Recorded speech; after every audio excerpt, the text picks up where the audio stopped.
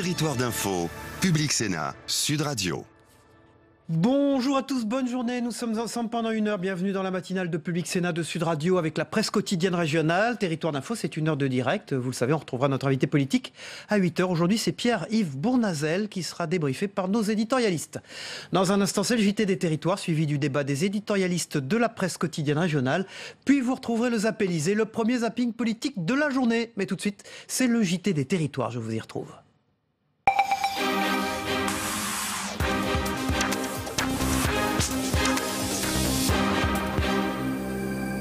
Question pour démarrer ce JT des territoires. Qui pour succéder à Gérard Collomb à la présidence de la métropole lyonnaise?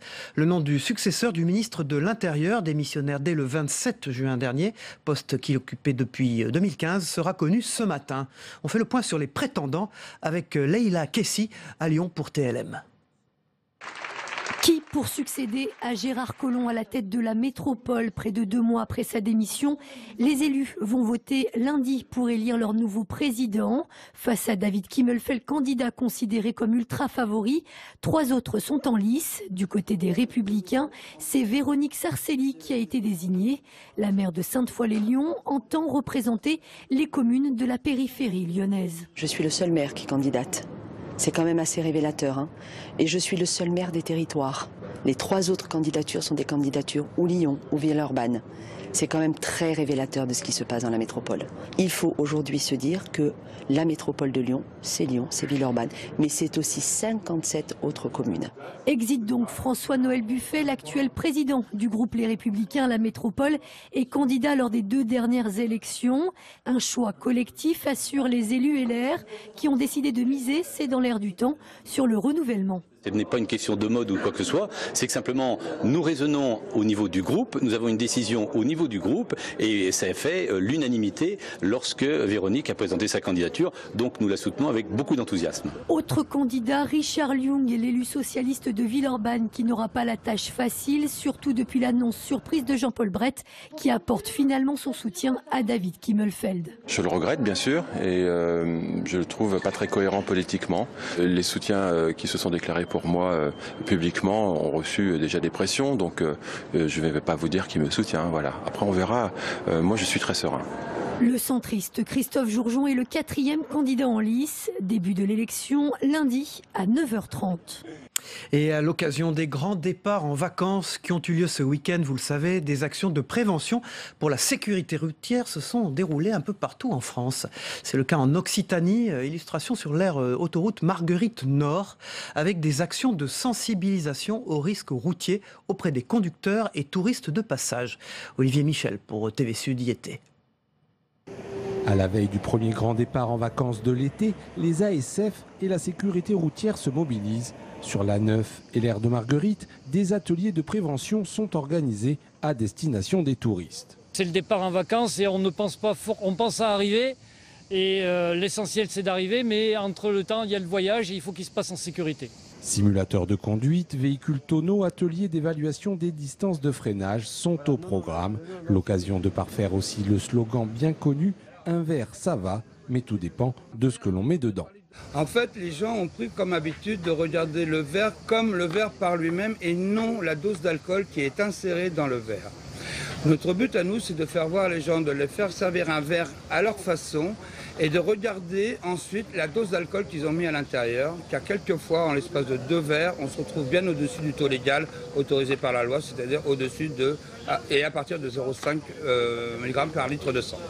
Un peu plus loin, René démontre lui l'importance de savoir apprécier les distances. En général, on n'a vraiment pas conscience de cette distance réelle. Et le but de l'atelier est de leur montrer, qu'entre l'estimation que fait notre cerveau par rapport à la distance réelle, il y a une énorme différence.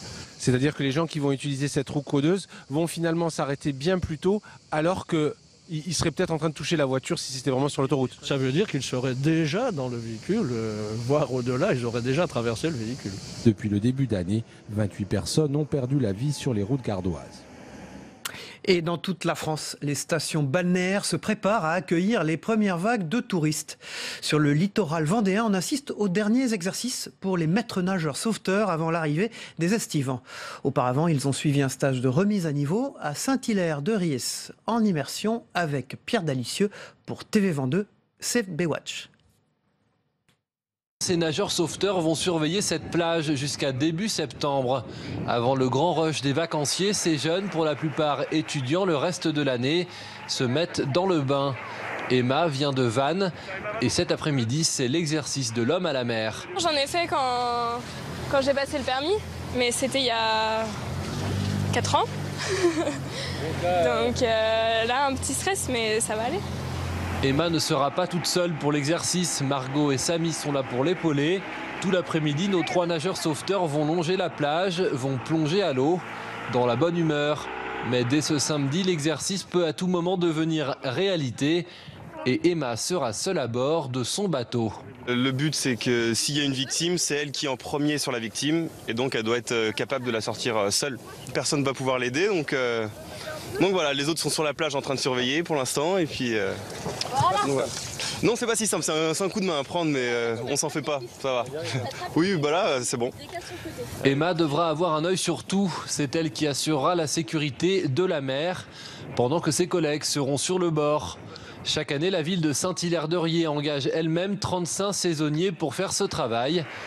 Une responsabilité qui incombe à la commune. Il n'y a pas de CRS, il n'y a pas de SNSM, ce sont uniquement des civils. Donc la ville gère le dispositif de A à Z et recrute directement ces nageurs sauveteurs. Pendant que la plupart des vacanciers seront en train de profiter de la plage, eux seront sur le pied de guerre pour prévenir mais également pour intervenir en cas de besoin. L'année dernière, sur les 12 km de plage de Saint-Hilaire-de-Riez, une vingtaine d'interventions jugées sérieuses a été réalisée par ces nageurs sauveteurs.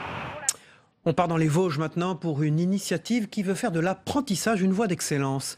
Le centre de formation des apprentis de l'industrie à Cap-Avenir Vosges, Taon, veut changer l'image de l'apprentissage et des métiers industriels.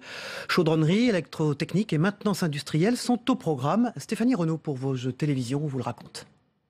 À 28 ans, après avoir été fleuriste puis boulangère, Marie a décidé de changer de vie et de se réorienter. À la rentrée, elle va préparer au centre de formation d'apprentis de l'industrie de Cap-Avenir Vosges-Taon un bac en chaudronnerie. À la base, je suis fleuriste. Et pour moi, la chaudronnerie, c'est un peu le même procédé. C'est-à-dire que fleuriste, vous partez d'une fleur, vous créez quelque chose. C'est de la matière première et vous faites quelque chose de spectaculaire ou non. Et la chaudronnerie, pour moi, c'est la même chose. Vous partez d'une matière première qui est un peu différente, mais vous pouvez aussi créer beaucoup de choses. C'est quand même un métier qu'on dit masculin, assez pénible, un métier industriel. Je trouve que ça a quand même beaucoup changé et évolué. On a quand même beaucoup de choses pour porter, on a beaucoup de choses, tout est fait pour nous aider, on a quand même des découpes laser, on a quand même beaucoup de choses. Marie a choisi l'alternance, elle se formera à la fois en entreprise et au CFAI pour préparer son bac en chaudronnerie en 2 ans avec un contrat d'apprentissage. Par ailleurs expérimenté et prolongé dans le Grand Est pour des candidats jusqu'à 30 ans. Le directeur du CFAI, lui, est à la recherche de tous les profils pour son établissement. Mais ce clip réalisé par un autre site en Isère le prouve. Il faut encore changer l'image des métiers industriels auprès des jeunes et des familles. Aujourd'hui, nos métiers sont des métiers vraiment porteurs, c'est-à-dire avec de la robotique, avec du numérique, avec de la réalité virtuelle, avec de l'impression 3D, avec de l'efficience énergétique. Tous les métiers qu'on va retrouver demain. Et pour s'en rendre compte, le CFAI vosgien organise toute cette semaine des portes ouvertes sur les 3 filières de l'établissement. Chaudronnerie, mais aussi l'électrotechnique et la maintenance industrielle. Du CAP au BTS, en tout 100 postes sont à pourvoir avec des débouchés en prime et un réseau de plusieurs centaines d'entreprises partenaires dans le Grand Est. Et on reste dans les Vosges, décidément une région qui attire les innovations. C'est le cas de Nicolas, un jeune entrepreneur de 29 ans, créateur de saveurs vosgiennes. Son concept, promouvoir les produits locaux issus du massif des Hautes-Vosges à travers de la vente de colis garnis sur Internet. En parallèle, il propose des apéritifs et des dégustations dans des endroits insolites. Stéphanie Renaud pour Vosges Télévisions. Vos vacances ? Santé.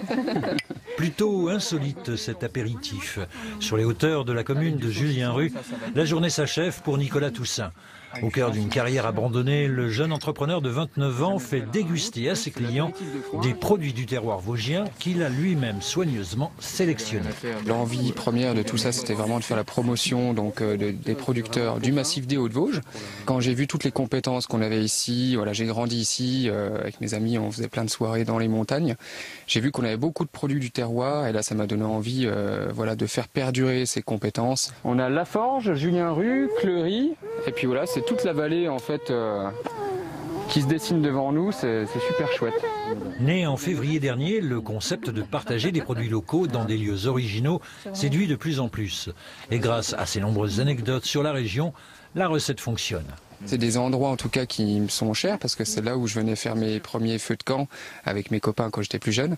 Donc le caractère insolite, voilà, j'ai envie de le transférer aux gens qui viennent dans ces soirées-là. En plus de dégustations originales, Saveurs Vosgiennes propose également différents colis garnis de produits issus du massif vosgien. Nicolas rend aujourd'hui visite à Michael Couchouron à Basse-sur-le-Rue, en pleine récolte de framboises à la ferme des Hirondelles. Là, on part sur un produit, c'est là. Nectar de mûre sauvage. Voilà, c'est ce que je propose du coup dans mes dégustations apéritives. Si Nicolas Toussaint doit d'abord être séduit par la qualité des produits, il faut aussi que le feeling passe avec le fournisseur. Ça a accroché assez vite, son idée était intéressante. Apparemment mon produit collait avec son projet et puis voilà, on s'est vite rencontrés. Un peu plus loin, au Tauly, Nicolas Toussaint apporte en main propre ses colis aux propriétaires d'un gîte. L'objectif est de développer la vente directe en parallèle de son activité en ligne. Donc le colis Saveurs Vosgiennes. Face au succès du concept, Nicolas Toussaint, qui jongle pour le moment entre plusieurs travails, envisage désormais de s'y consacrer à plein temps. Voilà, fin de ce journal télévisé. Dans un instant, le club des éditorialistes. Mais tout de suite, ce qui se passe dans vos journaux en province ce matin.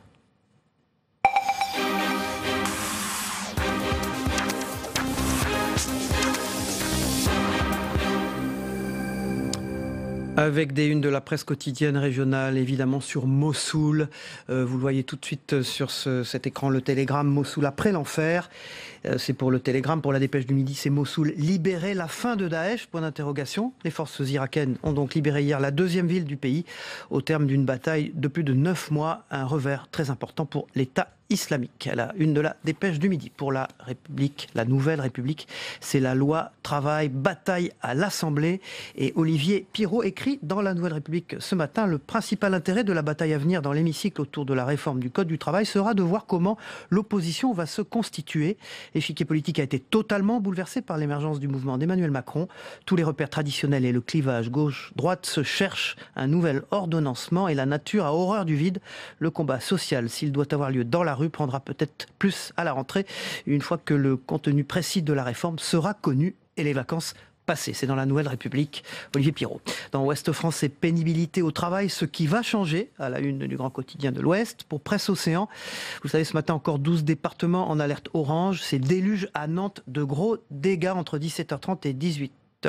Un orage stationnaire a provoqué d'importants cumuls de précipitations et des inondations. Une photo en une du quartier Saint-Félix, vous le voyez. Pour Nice Matin, à pied d'œuvre à Nice, l'installation des équipements pour la cérémonie du 14 juillet est en bonne voie, un moment fort qui se déroulera en présence d'Emmanuel Macron, mais aussi de ses prédécesseurs François Hollande et Nicolas Sarkozy. Pour Var Matin, vers un retour du service national au rapport, titre le grand quotidien du Sud-Ouest. Le candidat Macron l'avait souhaité, le Premier ministre Philippe l'a confirmé lors de son discours de politique générale. Mais en quoi consisterait vraiment ce service national New Look? Qu'en pensent les principaux intéressés? C'est dans Var Matin. Pour le Midi Libre, la folle journée du Tour de France. Vous verrez un reportage avec les terribles chutes et puis Bardet sur le podium à la une de Midi Libre, Montpellier et sa région. Pour La Voix du Nord, Dunkerque, le film Enfin, c'est le 19 juillet, le film de Christopher Nolan qui sera sur tous nos écrans, qui est compté dans La Voix du Nord aujourd'hui en page 3 avec un reportage sur les lieux du tournage. Enfin, la Provence, le Sphinx s'est éteint à l'âge de 94 ans. La mort de Robert Vigourou. Émotion à Marseille après le décès du successeur de Gaston Defferre, maire bâtisseur et neurochirurgien qui a dirigé la ville de 1986 à 1995. Et ces 3 pages spéciales que lui consacre la Provence ce matin. Voilà, j'accueille sur ce plateau le Club des éditorialistes, maintenant avec Pascal Jalabert du Dauphiné. Bonjour Pascal, bonjour. Merci d'être avec nous. Jean-Michel Elvig de la République des Pyrénées. Bonjour Jean-Michel. Bonjour. Merci d'être là ce matin. Et Guillaume Doyen de la Gazette des communes, des départements et des régions. Merci Guillaume d'être là. Les impôts vont-ils baisser en 2018 Où en est-on des mesures concernant les prélèvements sociaux et fiscaux, alors que ce week-end à Aix-en-Provence, des économistes du monde entier, des chefs d'entreprise, des responsables politiques ont réfléchi collectivement sur ce qu'est la prospérité aujourd'hui. Le gouvernement a-t-il raison de donner la priorité au respect de son objectif de 3% de déficit en proportion du PIB cette année, fût-ce au prix d'un report de plusieurs des promesses électorales de la campagne d'Emmanuel Macron? Pascal Jalabert, la réponse, c'est quoi? La réponse, c'est que je crois qu'Emmanuel Macron ne veut pas commettre la même erreur que François Hollande, c'est-à-dire de ne pas dramatiser la situation, ce qu'avait refusé de faire son prédécesseur. Lui, il le fait, et donc il dit il va d'abord falloir un peu de sang et de sueur avant de passer à la redistribution. Bon, il n'empêche qu'une baisse des prélèvements fiscaux est quand même envisagée globalement. Après, il faudra que chacun fasse ses comptes, parce que si la CSG augmente, je ne vois pas comment on va voir une augmentation des revenus et du pouvoir d'achat pour la plupart pour les classes moyennes notamment. C'est le déficit attendu plus important que prévu qui oblige le gouvernement à ce type de mesures? Oui, les comptes n'ont jamais été bons. Il y a eu certes la croissance depuis 2 ans, mais en fait, c'est pas faramineux non plus.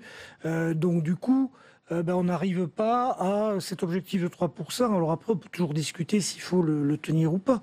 Mais si on veut l'atteindre, il est clair qu'il faut à la fois des économies et qu'on ne peut pas lâcher comme ça sur les prélèvements. Donc du coup, il faut aussi des mesures coercitives pour faire entrer l'argent dans les caisses. Et les promesses électorales, alors d'Emmanuel Macron? Promesses électorales, il y en a qui sont différées, d'autres qui sont avancées. Les promesses se heurtent au compte, c'est un peu toujours à la pareil. Réalité. Voilà, la réalité, l'audit de la Cour des comptes l'a bien dit, et Emmanuel Macron s'appuie dessus. Jean-Michel Elvig, est-ce que vous pensez que les promesses électorales seront tenues ce quinquennat? Dans l'intention, elles sont tenues. Après, dans la réalisation, c'est plus tard qu'on se rendra compte si ça a été tenu. Mais il y a un point sur lequel ça devrait être tenu et qui est pas mince, c'est la question de la baisse de la taxe d'habitation. Parce qu'il y a un problème de cohérence. À partir du moment où on augmente la CSG, compensé pour les salariés par une suppression des cotisations sociales, pour des actifs. En revanche, le problème était pour les retraités, au-delà de 1200 €, et d'une certaine façon, et aussi les fonctionnaires. Comment, eux, s'y retrouvaient en termes de pouvoir d'achat? La baisse de la taxe d'habitation était la réponse. Dès lors qu'on décalait augmentation de la CSG applicable en 2018 et la baisse de la taxe d'habitation en 2019, il y avait un déséquilibre. Ce déséquilibre, et ils reviennent là-dessus en appliquant dès 2018 la baisse de la taxe d'habitation. Je pense que c'était de bonne politique. Maintenant, est-ce que ça sera appliqué? On ne peut pas tout de suite dire ça sera appliqué ou pas appliqué. Il faut attendre 6 mois, 1 an, en tous les cas 2018 pour le savoir. Guillaume Doyen, rétablissement du jour de carence annoncé par Gérald Darmanin. Vu du côté des collectivités, vous savez ça de près, ça rapporte pas tant que ça. Non. Alors, le gouvernement a annoncé des sommes importantes, 200, 250 millions. Des chiffres oui, énormes. Si vous voulez, ça vise les arrêts courts qui ne sont pas, comme vous pouvez imaginer, systématiquement remplacés. Donc la somme qu'on peut en attendre n'est pas aussi élevée que ça. Et pendant le moment où Fillon, lui, avait appliqué 2011-2012 ce jour de carence, effectivement, il y avait eu peut-être 60 ou 70 millions d'économies par an, mais ce n'était pas une somme si énorme que ça. Ce n'est pas un enjeu stratégique en réalité, c'est un enjeu extrêmement politique. En l'occurrence, il s'agit de montrer que l'on met un certain nombre de fraudeurs supposés, parce que tous les gens qui prennent un jour d'arrêt maladie ne sont pas des fraudeurs, il faut quand même le rappeler. Il faut dire quand même qu'on va sanctionner absolument tout le monde, y compris ceux qui sont réellement malades, qui vont perdre, quand ils posent un arrêt maladie, une journée de salaire. C'est un hasard si c'est un ministre politique, ex-sarkozyste, qui est en charge de ça? C'est pas un hasard, mais Je vous dis depuis quelque temps qu'on a un gouvernement du centre-droit. C'est assez clair. Avec un Premier ministre du centre-droit, avec le maire qui est au centre-droit, avec Darmanin qui est même un peu plus qu'au centre-droit. C'est un gouvernement de droite quand on parle d'argent et de social, si vous voulez. Un gouvernement de centre-droit, Jean-Michel Elvig? C'est pas un gouvernement d'extrême gauche, ça c'est sûr, mais c'est un gouvernement un peu mixte. Bon, alors c'est vrai que pour ce qui est de la politique économique et sociale, ça ne va pas exactement dans le sens de ce que préconise ce que préconisait la gauche. Mais enfin, il faut quand même pas oublier qu'à la présidentielle, la gauche à proprement parler, c'est-à-dire Mélenchon plus Hamon, ça faisait 25%. Et encore, quand on dit à gauche, Mélenchon, il se réclame plus du tout de la gauche. Enfin, on peut quand même dire, aujourd'hui, la gauche, c'est 25%. On ne peut pas dire que les solutions de gauche ont été plébiscitées dès le premier tour.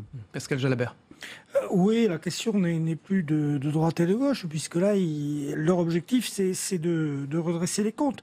Moi, je crois que cette mesure de la carence, c'est aussi pour montrer que surtout, on allait égaliser les choses et harmoniser. C'est-à-dire sur les retraites, la fin des régimes spéciaux, cette fois définitive, sur l'assurance chômage, sur tout un tas de mesures.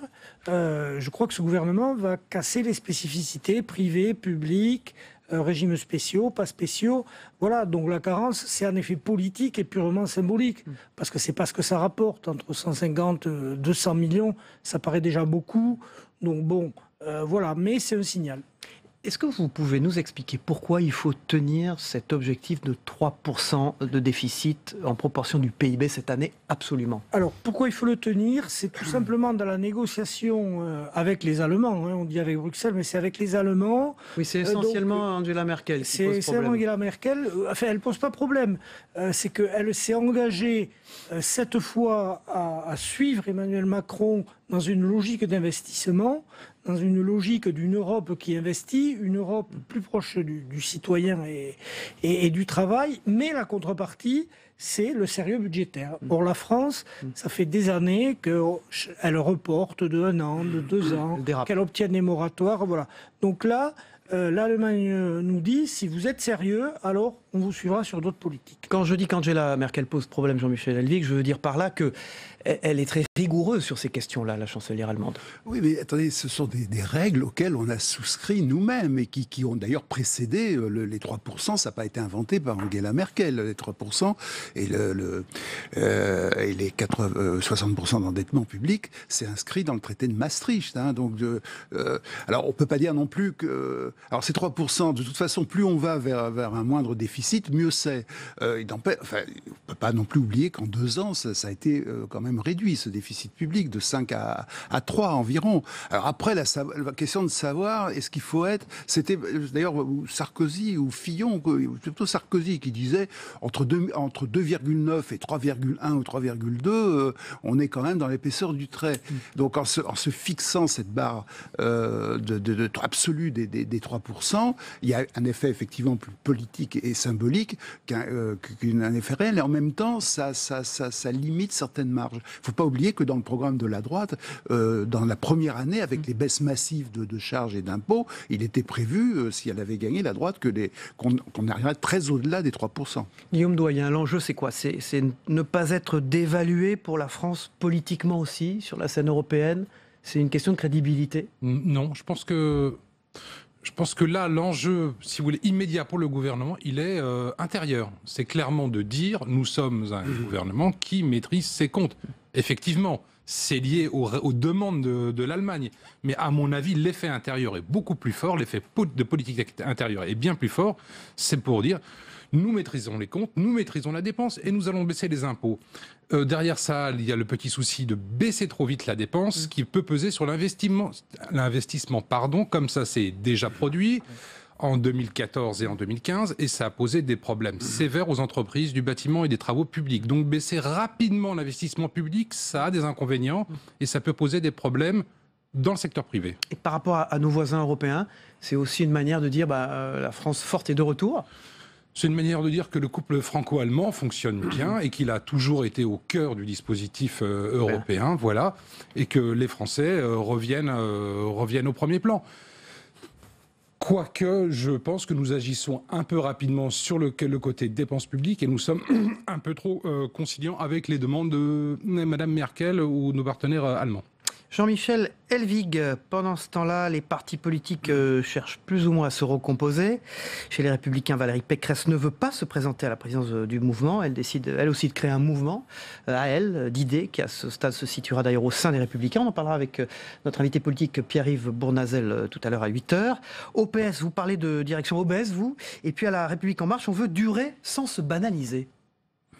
Oui, il y a eu une phase de recomposition politique au moment de la présidentielle qui s'est traduite par le gouvernement que l'on sait. Mais cette recomposition, pour le moment, au niveau des partis, elle ne s'était pas faite. Elle est en train de se faire, alors avec des modalités très diverses. On va voir, les Républicains repartent comme dans des temps anciens où il fallait soit on est dans la majorité, soit on est dans l'opposition. Si on n'est pas dans la ligne, on est exclu. Enfin, des organisations de type vertical. Le PS, souvent le PS, ils font un très bon diagnostic sur l'état de la gauche, l'état des partis, les relations à l'opinion. Bon, la traduction, c'est de grossir la direction en attendant le futur congrès qui traitera les questions de ligne. C'est plus facile pour En Marche qui, d'une certaine façon, part de rien. Il y a tout à inventer. Donc, ils ont une forme d'organisation qui sont intéressantes, qui sont d'ailleurs très inspirées des idées de Cohn-Bendit au moment quand il avait créé Europe Écologie Les Verts, avec une direction tirée pour une part au sort, des membres de la direction tirés au sort, avec des organisations très, très horizontales.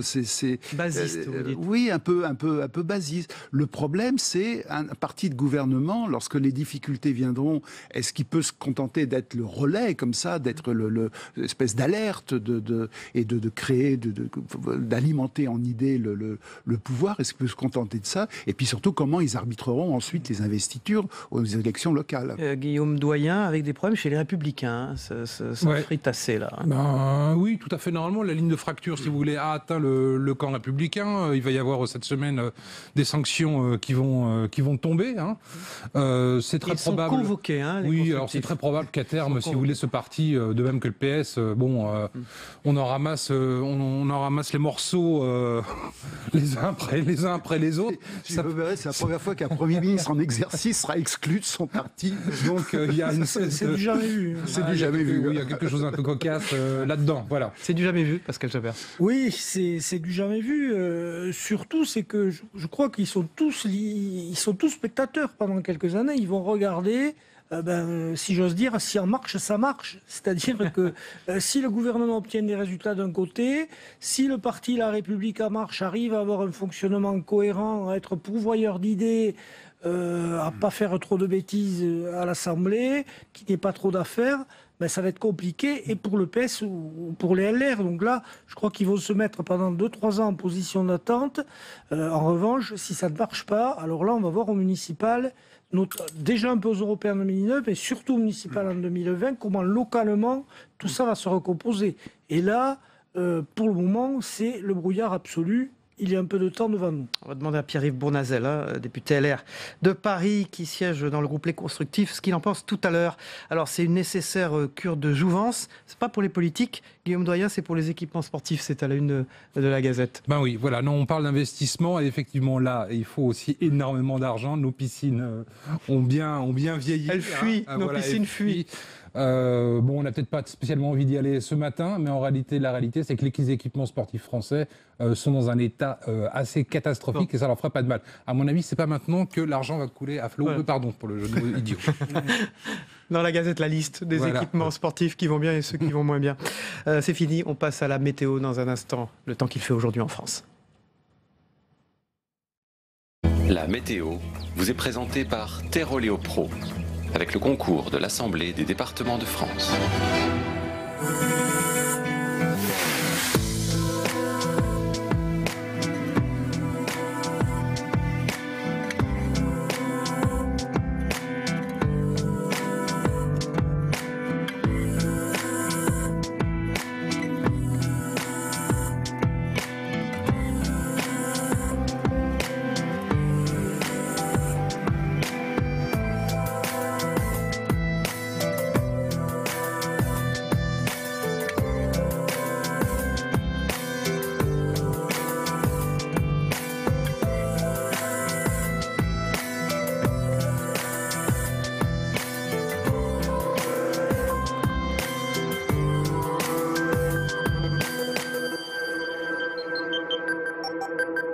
C'était la météo avec Terroléo Pro et l'Assemblée des départements de France.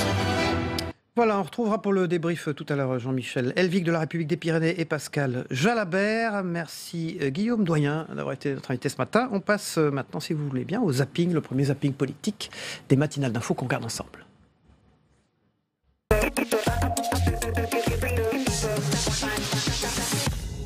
Est-ce que vous gardez toute votre confiance à Madame la ministre Pénicaud? Merci de votre réponse. Alors, je vais vous dire, j'ai posé des règles claires, donc moi, quand je les pose, je les respecte. Est-ce qu'on pourrait imaginer une démission différée le temps que la réforme dont on a parlé du travail soit actée?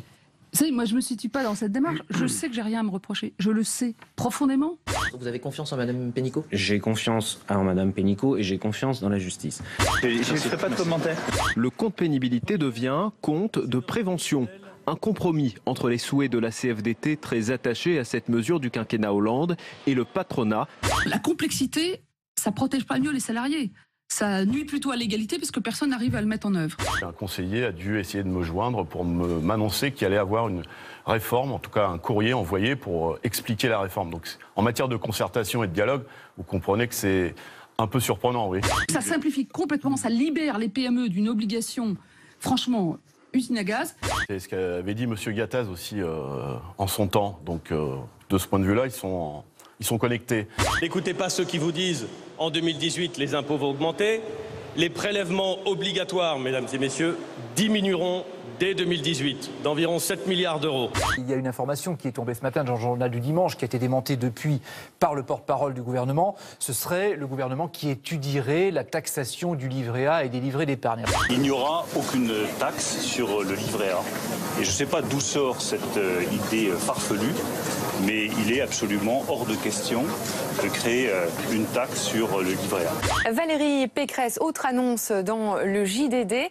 Elle explique qu'elle renonce à briguer la présidence du parti. Je ne participerai pas à une guerre des chefs à l'automne parce qu'elle serait stérile tant que la question de la ligne n'est pas tranchée. Elle va créer son propre mouvement au sein du parti pour une droite, je cite, ni soumise à Macron, ni poreuse avec le FN, dans une sorte de mise en garde à peine voilée à son collègue Laurent Wauquiez. Si on est respectueux de l'esprit républicain, de l'esprit de la démocratie, c'est aux militants à juger. C'est pas quelques membres d'un bureau politique qui n'est plus représentatif de la réalité de ce qu'est notre mouvement politique de décider de l'exclusion d'un tel ou d'un tel. Ça restera comme l'une des images de ce G20. La première poignée de main entre Donald Trump et Vladimir Poutine. Des poignées de main, il y en a eu beaucoup en 2 jours, mais derrière les sourires de façade, peu de vrais engagements, notamment sur le climat, les grands de ce monde n'ayant pas réussi à convaincre les États-Unis de rester dans les accords de Paris. Je ne désespère jamais de convaincre, parce que je pense que c'est un devoir compte tenu de la fonction qui est la mienne, et c'est un trait de caractère. Donc, je vous confirme que j'espère le convaincre.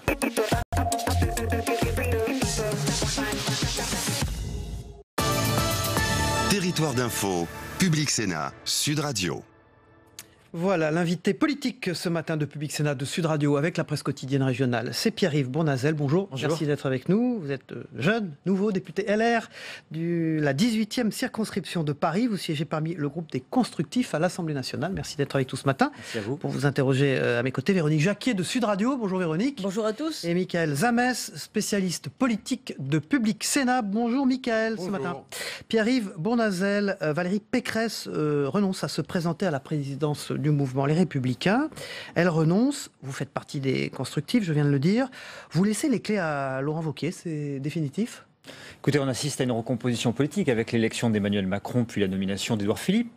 Je rappelle qu'Édouard Philippe est membre des Républicains, qu'il a été le maire du Havre, qu'il a été le porte-parole d'Alain Juppé. Et je crois que cette recomposition va entraîner une clarification idéologique. Et les idées libérales sociales que nous portons dans la droite modérée, le projet européen et une vision humaniste de la société, eh bien ces idées-là, on veut les défendre. Vous n'aurez pas de candidat qui va représenter ces idées-là à la présidence des Républicains? Alors, je pense qu'il faut accepter le calendrier. Nous avons créé une force parlementaire nouvelle, libre, avec nos partenaires de l'UDI. Certains parlementaires comme moi ont voté la confiance au gouvernement, notamment pour faire des réformes dans l'intérêt général, la réforme du travail, de la sécurité ou de l'école. D'autres se sont abstenus, mais il y a une envie de défendre nos idées et nos convictions. Je voudrais rappeler quand même qu'en 2002, la droite et le centre avaient 350 députés. En 2007, avec l'élection de Nicolas Sarkozy, 250. Après la défaite de 2012, 200. Aujourd'hui, c'est 100 députés républicains. Est-ce qu'on va se poser la question un jour ou l'autre du durcissement de la ligne idéologique de la droite? Plus la droite. Comment est-ce que vous qualifiez justement la ligne aujourd'hui de votre parti? Je dirais qu'elle a une tendance à être une droite identitaire. Identitaire seulement? C'est-à-dire que le point d'équilibre... La ligne de Laurent Wauquiez, droite identitaire. Mais je respecte, mais la ligne, le curseur s'est déplacé. Et l'équilibre n'est plus là entre les gaullistes, la sensibilité humaniste, les démocrates sociaux, les libéraux. Et donc, quand on s'engage dans la vie publique et dans la vie politique, on se bat d'abord pour des idées et des convictions. Et ces idées et ces convictions-là, on a du mal à les faire entendre dans les Républicains. Donc, la question ne s'adresse pas tant à nous que... Ça veut dire qu'on va vers une scission des Républicains. Mais ce n'est pas une scission. Nous avons vers une explosion du parti, clairement. Une force parlementaire nouvelle. Voilà un bel exemple de ce qu'il ne faut pas faire. On entend parler d'exclusion. Les Français ne veulent pas de ces vieilles méthodes politiques. L'exclusion de Thierry Solère. Oui, écoutez, Thierry Solère a organisé la primaire de la droite et du centre. On doit lui en être reconnaissant. Il a bien fait le travail. Édouard Philippe a été un grand maire du Havre. Il est aujourd'hui Premier ministre et il défend des idées qui ont toujours été les nôtres dans la droite modérée. Bon, on pourrait donner 1000 exemples. Et aujourd'hui, la seule réponse qu'on a, c'est on exclut. Moi, je suis pour qu'on rassemble à partir d'idées et de convictions. Mais qu'est-ce qu'elle a de dangereuse, cette notion d'exclusion pour vous? Christian Estrosi dit hier, ce sont des méthodes staliniennes. Vous partagez cet avis? Des méthodes du passé. Je crois que ce n'est pas tirer les leçons des échecs de la droite et du centre depuis 2012, l'échec de 2012, l'échec de 2017, et que je crois, moi, qu'il faut être positif et constructif. C'est une faute politique ou pas pour l'avenir? Je crois que c'est une très mauvaise idée. Et que ce n'est pas une bonne manière de procéder et de respecter la pluralité des sensibilités de la droite et du centre. Mais donc concrètement, les Républicains ne peuvent pas rester en l'état ce qu'ils sont avec pour chef Laurent Wauquiez. Est-ce que Valérie Pécresse peut rester à l'intérieur des Républicains en montant son mouvement qui va s'appeler Libre? Est-ce que Xavier Bertrand peut rester au sein des Républicains? C'est pas possible. Chacun est libre, et Valérie Pécresse la première, puisqu'elle a décidé de s'appeler Libre, et ça lui va très bien d'ailleurs. Elle a des idées exprimées. Moi, je serai très à l'écoute des idées qu'elle portera. Mais je crois que dans cette recomposition, il faut de la clarification. J'insiste là-dessus, de la clarification politique. Mais vous, votre clarification. J'ai été clair. Est-ce que vous allez quitter les Républicains ou pas? Au vu de tout ce que vous venez de nous dire. Moi, je défendrai d'abord mes idées, mes convictions. Si je pense que mes idées, mes convictions ne peuvent pas se retrouver dans les Républicains, eh bien j'en tirerai les leçons. Et donc vous quitterez les Républicains. Il faudra monter une force politique nouvelle, un mouvement politique, avec toutes celles et tous ceux qui ont des idées européennes, libérales et humanistes, qui sont dans les Républicains, dans l'UDI, dans le MoDem, au centre, et qui ont envie de faire avancer d'abord leur pays, l'intérêt général et leurs convictions. Créer un parti avec les centristes, avec les progressistes, dont vous, c'est une force pour le Premier ministre? Un parti pour le Premier ministre? Non, je ne vois pas les choses de cette façon. Moi, l'engagement politique, pour moi, un mouvement politique, c'est un instrument pour porter des idées, des convictions. Si on pouvait le faire, et si on peut le faire dans le cadre de notre mouvement Les Républicains, je m'en réjouirais. Encore faut-il qu'on accepte la pluralité des idées. Si on considère que certains ont de mauvaises idées et que donc ils ne sont pas dans la ligne et qu'on doit les sanctionner, les exclure, eh bien c'est la preuve que les Républicains ne sont plus en capacité de rassembler. Alors Pierre-Yves Bournazel, fort de ce que vous venez de nous dire, est-ce que le bureau politique qui doit se tenir demain est légitime? Parce que Thierry Solère, lui, le juge illégitime. Ce qui est vrai, c'est que le dernier président des Républicains élu, c'est Nicolas Sarkozy. Battu au premier tour de la primaire, il a décidé de se retirer de la présidence des Républicains. Il y a eu une direction qui a été nommée intérimaire par le candidat d'alors qui avait été désigné. Mais vous la jugez légitime, cette direction, ou illégitime? Elle n'a pas été élue par les militants.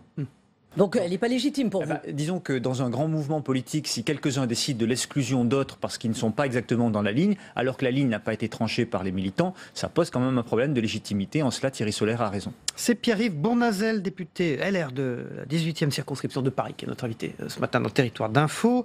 Vous siégez au groupe Les Constructifs à l'Assemblée nationale. Coup d'envoi justement à l'Assemblée du projet de loi d'habilitation qui permet au gouvernement d'agir par ordonnance sur le Code du travail. Vous allez la voter ? Oui, parce qu'il faut aller vite. Il faut aller vite parce que, comme élu de terrain, je rencontre beaucoup de chefs d'entreprise, TPE, PME, dans l'innovation, des commerçants, des artisans, et ils nous disent quoi depuis des années ? Il faut libérer les énergies. On a trop de contraintes pour créer de l'emploi, et je crois qu'Emmanuel Macron, parmi tant d'autres, ont compris cela pendant l'élection présidentielle et ont porté des idées, notamment la réforme du travail. Et donc il faut bien sûr soutenir cette réforme-là. Il va y avoir un débat, Madame Pénicaud va venir devant l'Assemblée cet après-midi, nous allons l'écouter, nous allons débattre, nous allons faire des propositions. Et d'ailleurs, le groupe des Constructifs souhaite participer à la rédaction de ces ordonnances. Les partenaires sociaux vont être associés. Nous aimerions, nous, dans la pluralité des idées de l'Assemblée, que les groupes politiques puissent être associés aussi, pour ceux qui le souhaitent et qui sont constructifs comme nous, à la rédaction des ordonnances. Vous venez de parler de la ministre du Travail, elle est inquiétée dans l'affaire Business France et d'un voyage d'Emmanuel Macron à Las Vegas. C'est une ministre fragilisée. Il y en a eu 4 autres à l'époque, mais qui ont dû démissionner. Est-ce que vous soutenez la ministre de son action aujourd'hui? Moi, je me tiens toujours à 2 principes, pour Madame Pénicaud comme pour tous les autres. D'abord, je suis attaché à l'indépendance de la justice et je souhaite que la justice puisse faire son travail et que les politiques n'interfèrent pas dans l'action judiciaire. Deuxièmement, je suis attaché à la présomption d'innocence, ça paraît important, et qu'on n'entrave pas aussi l'action d'une ministre comme de n'importe qui d'ailleurs. Parce que sinon... C'est le cas pour les 4 autres ministres qui ont dû partir. Oui, mais j'ai toujours dit la même chose, que ça concerne des ministres ou des gens, ou des personnalités qui ne sont pas ministres, que ce soit de gauche ou de droite. Je m'en tiens à ces 2 principes parce que le fait de commenter plus crée déjà un problème pour moi sur le plan éthique. Pierre-Yves Bournazel, Emmanuel Macron donne son feu vert à l'exonération de la taxe d'habitation pour 80% des Français, et ce dès 2018. Est-ce que vous approuvez cette mesure? Oui, en tout cas, moi je suis pour une règle très simple, c'est que les constructifs vont peser d'ailleurs dans le débat pour qu'on recherche toujours une baisse de la fiscalité et en contrepartie qu'on fasse des efforts sur la baisse de la dépense publique. Plus on aura le courage de baisser la dépense publique sur un certain nombre de domaines, de lutter contre les doublons entre les administrations centrales. Oui, mais là, ce n'est pas le sujet pour la taxe d'habitation. La taxe d'habitation, on va la faire porter sur 20% des Français. Non, je pose le diagnostic. Plus on fera d'efforts sur la baisse de la dépense publique, plus on pourra baisser un certain nombre d'impôts et de taxes, et plus on pourra avoir un calendrier rapide. Donc je préfère que la taxe d'habitation soit supprimée le plus rapidement possible, et s'il y a un effort dès l'année prochaine, je m'en réjouis. La situation financière du pays est très délicate. Nous avons un endettement très élevé, nos marges de manœuvre sont limitées. L'État va quand même devoir trouver au bas mot 10 milliards d'euros pour compenser la perte de la taxe d'habitation. Et je souhaite. Et c'est un manque à gagner pour les collectivités. Et je souhaite que ça se fasse sur la baisse de la dépense publique. Je souhaite que toute compensation se fasse sur la baisse de la dépense publique et non pas dans la recherche d'augmentation de notre impôt. Et c'est ce que nous porterons, nous, chez les constructifs. On a besoin de libérer notre économie, donc de baisser la pression fiscale à la fois sur les ménages et les entreprises. Je me réjouis d'ailleurs que le gouvernement l'ait compris en baissant les cotisations salariales. C'est-à-dire qu'aujourd'hui, les 20 millions d'actifs vont gagner du pouvoir d'achat. Ils vont gagner du pouvoir d'achat. Par exemple, pour une personne qui gagne le SMIC aujourd'hui, ça va être 250 € supplémentaires chaque année.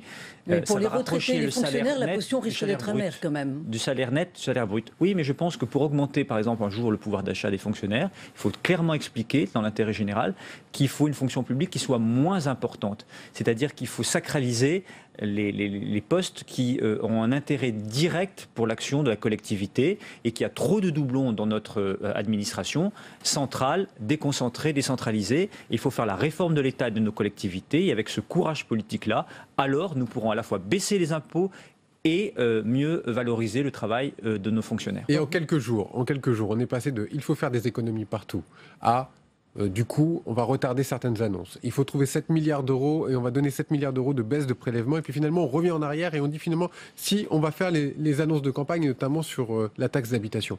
Ça ne semble pas un peu de la cacophonie, tout ça? Non, mais ça dépend, parce que je vais vous dire une chose. Je crois que moins d'une semaine. Le cap est clair. On fait des efforts pour baisser la dépense publique parce qu'on veut maîtriser et baisser les impôts et les taxes. Entreprises et ménages. Un calendrier a été annoncé. Il y a un raccourcissement des délais, on ne peut que s'en réjouir, puisque nous, dans les constructifs, c'est ce que nous plaidons depuis le départ. Ce qui est important de comprendre, c'est que face à... Ça donne le tournis aux Français, vous comprenez? Non, parce un jour, on fait des économies, le lendemain, on dissipe pour la taxe d'habitation. Il faut qu'on apprenne aussi à être un peu positif dans nos explications. On annonce tout le temps, c'est l'augmentation de la CSG. Mais à côté, on n'explique pas qu'il va y avoir une baisse des cotisations salariales dont je parlais tout à l'heure. Et qu'en fait, les 20 millions d'actifs vont être gagnants. Ça veut dire qu'on va mieux rémunérer le travail. Et moi, j'ai toujours défendu dans la droite modérée, et je pense qu'on est nombreux, l'idée qu'il faut défendre celles et ceux qui travaillent, qui font des efforts et qui ont des revenus modestes. Et ça, ils vont être gagnants. Vous êtes et c'est quand même constructif, vous êtes En Marche. Non, je suis constructif. Et si je suis d'accord avec En Marche, je m'en réjouis parce que le but, c'est de faire avancer le pays. Et c'est faire avancer le pays pour qu'il retrouve le chemin de la croissance et de l'emploi et pas faire avancer son parti ou sa boutique. Pierre-Yves Bournazel, quelque chose de très factuel. Vous êtes au Conseil de Paris. Les migrants sont de retour porte de la Chapelle, alors que 2770 personnes ont été mis vendredi dans des centres d'accueil en Ile-de-France, et qu'il y a tous les jours d'ailleurs de nouvelles arrivées de migrants dans la capitale. Donc que préconisez-vous pour régler cette situation ? D'abord, je voudrais dire que c'est un problème très complexe et que ça ne se résout pas avec un coup de baguette magique. Le problème des migrations, en 2 mots, est la grande question du XXIe siècle, le déplacement des populations. Moi, la politique migratoire, d'ailleurs, c'est le grand défi d'Emmanuel Macron, non ? Oui, c'est le grand défi de l'Europe et de la planète pour le XXIe siècle. Donc moi, j'érige 3 principes. Le premier principe, c'est la dignité. La dignité des migrants, qu'ils soient des réfugiés politiques ou des migrants économiques. Mais là, on voit que l'accueil avec les centres ne suffit pas. Attendez, oui, je suis d'accord, mais d'abord, érigeons des principes, parce que si on ne sait pas où on va, on ne peut pas résoudre les problèmes aussi importants que cela. La dignité vis-à-vis des migrants. Je préfère qu'ils soient dans des centres humanitaires d'accueil, parce que ça les protège des passeurs et ils peuvent vivre dans des conditions d'hygiène. Et ça évite les problèmes pour les riverains. Deuxième principe, la tranquillité des riverains qui subissent des nuisances importantes parce que des trafics se greffent par-dessus la présence de campements sauvages. Mais là, on n'arrive pas à assurer la tranquillité des riverains de la Chapelle. Le démantèlement il faut une loi comme le propose Anne Hidalgo. Comment ? Il faut une loi comme l'a proposé la maire de Paris. Mais beaucoup de sujets ne répondent pas à la loi, d'ailleurs. Pourquoi pas ? Il peut y avoir des sujets, mais la plupart des choses doivent être faites en dehors de la loi. Par exemple, l'harmonisation du droit d'asile européen, le raccourcissement des délais d'obtention du droit d'asile à 6 mois. Tout ça, c'est pas besoin de la loi. Donc, on peut aller. Elle a eu tort. Mais non, je n'ai pas dit qu'elle a eu tort, elle amène ses idées. Non, mais moi je ne suis pas dans une critique systématique. Elle essaye d'amener des idées face à un problème. Et puis, il faut protéger donc la tranquillité des riverains. Et troisièmement, il faut s'attaquer aux racines du problème. La racine du problème des migrants économiques, c'est le problème du développement. Et il faut que l'Europe soit moteur sur une politique de co-développement et de coopération pour développer l'accès à l'eau, à une nourriture de qualité, à l'école et à la formation dans ces pays-là. Si on se désintéresse de ces pays-là, eh bien ça veut dire qu'on se désintéresse de notre propre sort. Et moi, je suis pour des centres d'accueil humanitaires dans les grandes métropoles, sur la route des migrations, afin qu'il y ait un effort partagé et on sera gagnant-gagnant. Pierre-Yves Bournazel, le Comité international olympique décide demain du jumelage ou non de l'attribution de 2024 pour les Jeux olympiques. Si Paris gagne, est-ce que c'est la victoire d'Anne Hidalgo ? Une partie en tout cas, les maires de Paris. Mais ça sera une victoire collective. D'abord du monde sportif, puisque cette candidature est pilotée par Tony Estanguet et Bernard Lapassé.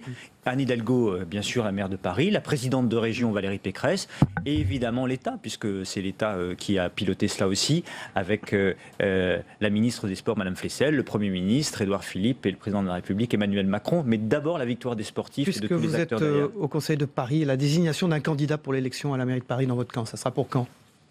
C'est une question à laquelle je ne peux pas répondre puisque je ne me la suis pas encore posée. Ça vous intéresse ? viendra. Ça vous intéresse ? Peut-être qu'un jour ça m'intéressera. Vous pourriez être candidat ? Pas aujourd'hui, en tout cas. Michael, vous avez une dernière question, je crois ? Oui, on a appris là, pendant l'émission que Nicolas Hulot avait l'intention de fermer un certain nombre de centrales nucléaires pendant la campagne électorale, notamment à droite, on était contre. Et vous ? Moi, je suis quelqu'un de pragmatique. Fermer des centrales nucléaires, il y a 2 conditions. D'abord, il faut des éléments qui montrent que ces centrales doivent être fermées pour la sécurité des Français. S'il y a des problèmes de sécurité, eh bien oui, il faudra assumer qu'elles soient fermées, mais il faut une compensation. C'est-à-dire qu'il faut avoir une stratégie, et je pense que Nicolas Hulot, là, comme ministre de la Transition écologique, pour transformer cette énergie nucléaire en d'autres formes d'énergie renouvelable. Merci Pierre-Yves Bournazel, député LR de la 18e circonscription de Paris, qui siège parmi le groupe des constructifs à l'Assemblée nationale. Merci d'avoir été notre invité. On passe au débrief de vos propos dans un instant. Merci.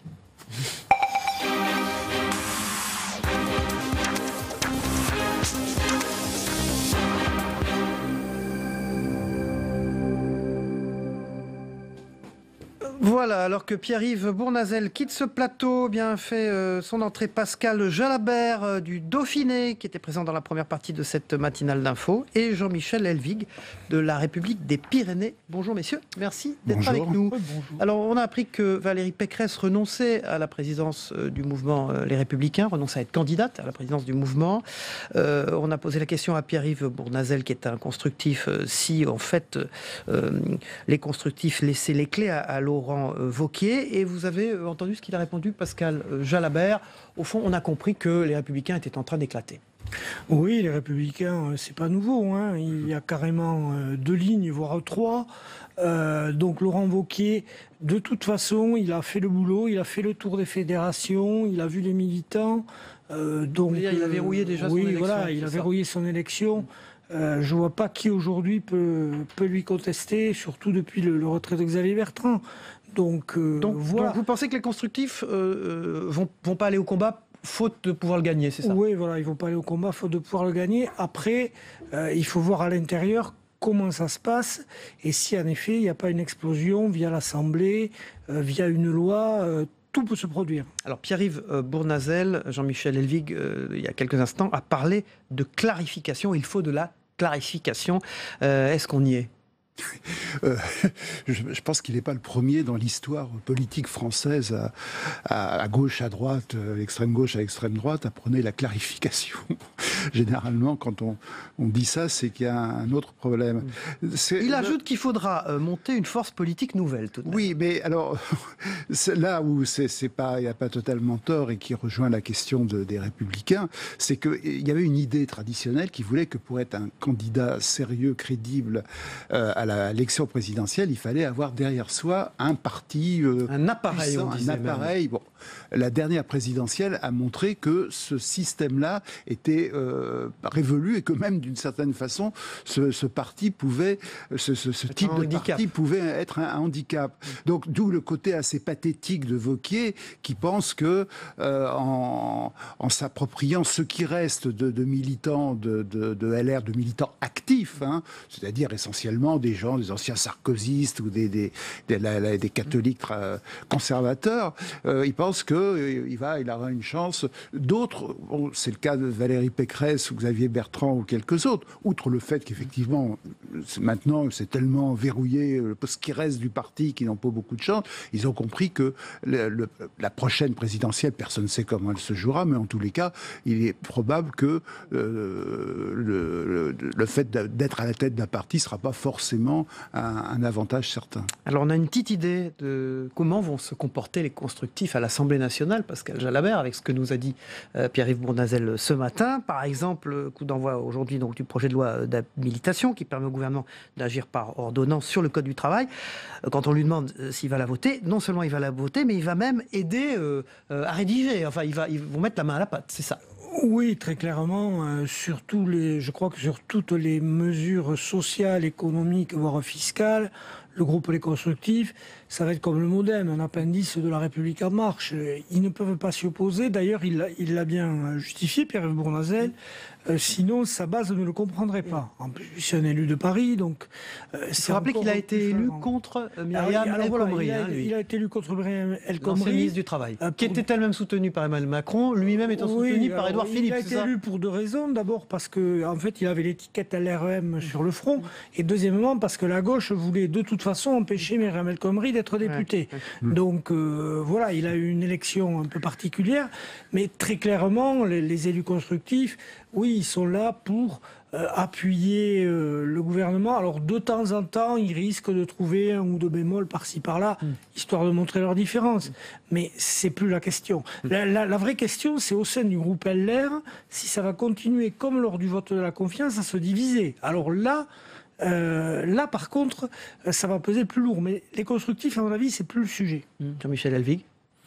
Oui, c'est plaisant d'ailleurs de voir que les constructifs sont exclus, enfin sont en voie d'exclusion par un parti. Thierry Solaire, on rappelle, le Premier ministre. Dont les députés, le groupe LR, n'a pas voté contre la confiance. Ils sont abstenus, donc qui s'abstient d'une certaine façon, qu'on sent un peu. Il ne faut pas non plus se mettre le petit doigt. Question subsidiaire, qu'est-ce qu'ils cherchent justement ?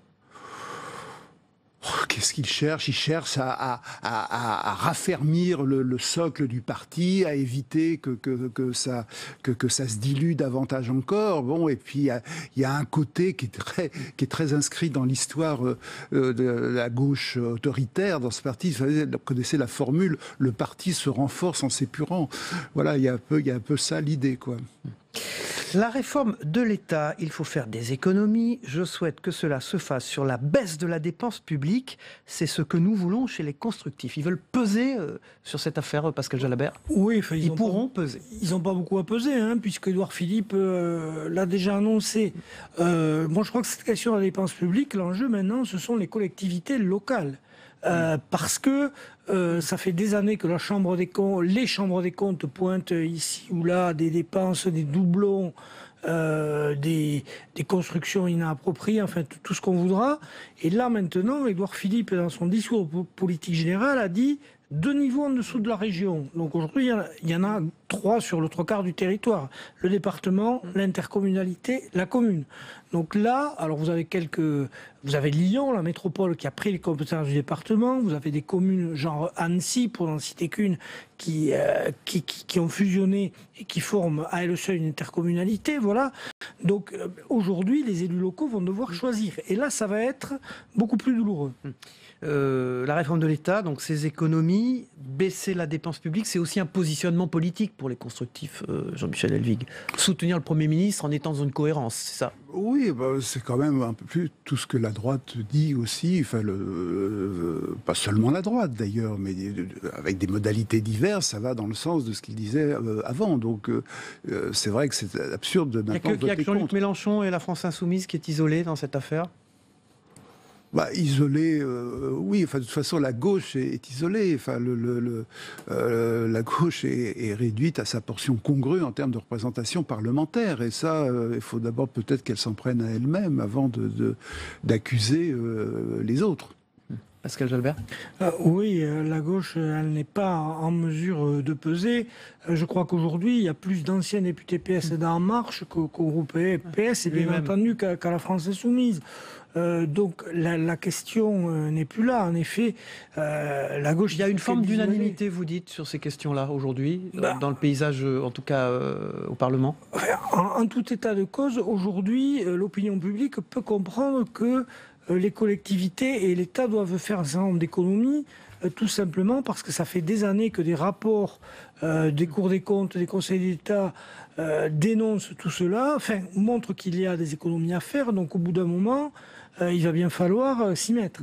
Oui. Merci Pascal Jalabert du Dauphiné et Jean-Michel Elvig de la République des Pyrénées. On va regarder ensemble le premier zapping politique des matinales d'info.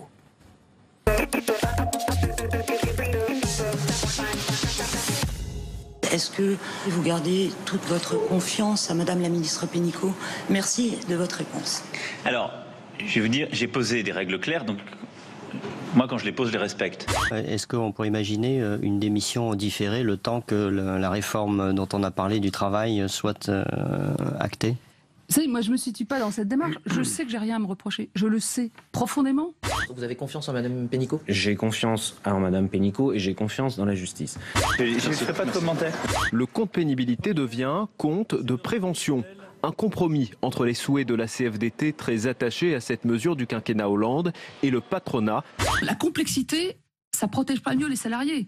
Ça nuit plutôt à l'égalité parce que personne n'arrive à le mettre en œuvre. Un conseiller a dû essayer de me joindre pour m'annoncer qu'il allait avoir une réforme, en tout cas un courrier envoyé pour expliquer la réforme. Donc en matière de concertation et de dialogue, vous comprenez que c'est un peu surprenant, oui. Ça simplifie complètement, ça libère les PME d'une obligation, franchement, usine à gaz.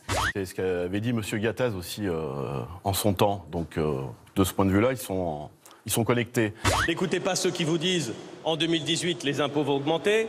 Les prélèvements obligatoires, mesdames et messieurs, diminueront dès 2018 d'environ 7 milliards d'euros. Il y a une information qui est tombée ce matin dans le journal du dimanche, qui a été démentée depuis par le porte-parole du gouvernement. Ce serait le gouvernement qui étudierait la taxation du livret A et des livrets d'épargne. Il n'y aura aucune taxe sur le livret A. Et je ne sais pas d'où sort cette idée farfelue, Mais il est absolument hors de question de créer une taxe sur le livret A. Valérie Pécresse, autre annonce dans le JDD. Elle explique qu'elle renonce à briguer la présidence du parti. Je ne participerai pas à une guerre des chefs à l'automne parce qu'elle serait stérile tant que la question de la ligne n'est pas tranchée. Elle va créer son propre mouvement au sein du parti pour une droite, je cite, ni soumise à Macron, ni poreuse avec le FN, dans une sorte de mise en garde à peine voilée à son collègue Laurent Wauquiez. Si on est respectueux de l'esprit républicain, de l'esprit de la démocratie, c'est aux militants à juger. C'est pas quelques membres d'un bureau politique qui n'est plus représentatif de la réalité de ce qu'est notre mouvement politique de décider de l'exclusion d'un tel ou d'un tel. Ça restera comme l'une des images de ce G20. La première poignée de main entre Donald Trump et Vladimir Poutine. Des poignées de main, il y en a eu beaucoup en 2 jours, mais derrière les sourires de façade, peu de vrais engagements, notamment sur le climat, les grands de ce monde n'ayant pas réussi à convaincre les États-Unis de rester dans les accords de Paris. Je ne désespère jamais de convaincre, parce que je pense que c'est un devoir compte tenu de la fonction qui est la mienne, et c'est un trait de caractère. Donc, je vous confirme que j'espère le convaincre.